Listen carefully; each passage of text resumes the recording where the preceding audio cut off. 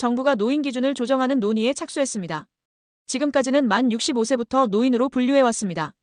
이 기준은 1981년 이후 지금까지 44년간 유지돼 왔습니다. 하지만 그동안 사회는 많이 바뀌었습니다. 당시 기대 수명은 66세 수준이었지만 지금은 평균 수명이 83세를 넘었습니다. 65세 이상 인구의 건강 상태도 눈에 띄게 좋아졌습니다. 실제로 많은 고령층이 스스로를 노인으로 여기지 않는다는 조사 결과도 있습니다. 이런 현실을 반영해 정부는 노인 기준을 단계적으로 상향하는 방안을 검토 중입니다. 학계와 시민단체는 노인 기준을 만 70세까지 올리는 것이 바람직하다고 제안했습니다. 문제는 기준이 바뀌면 지금 65세인 사람부터 영향을 받는다는 점입니다.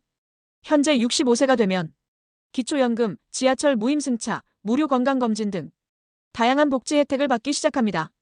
하지만 기준이 70세로 올라가면 이 모든 혜택이 5년 뒤로 밀리게 됩니다. 가장 큰 변화는 기초연금입니다.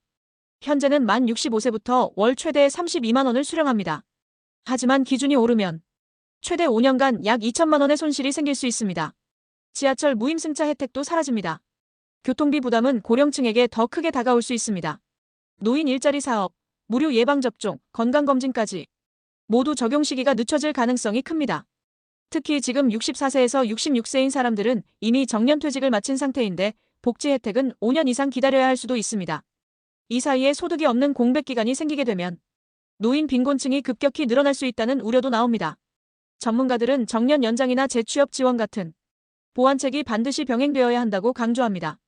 해외 사례를 보면 일본과 독일은 연금 수령 나이와 정년을 연계해 장기적인 소득 구조를 만들고 있습니다. 이번 논의가 실제 제도로 바뀌기까지는 시간이 걸릴 것으로 보입니다.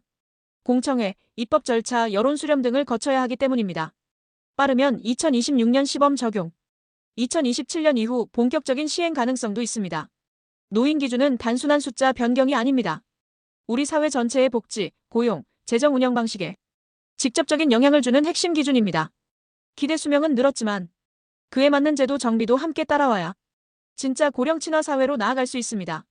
이제는 우리도 현실을 반영한 새로운 기준을 사회적으로 논의할 때입니다.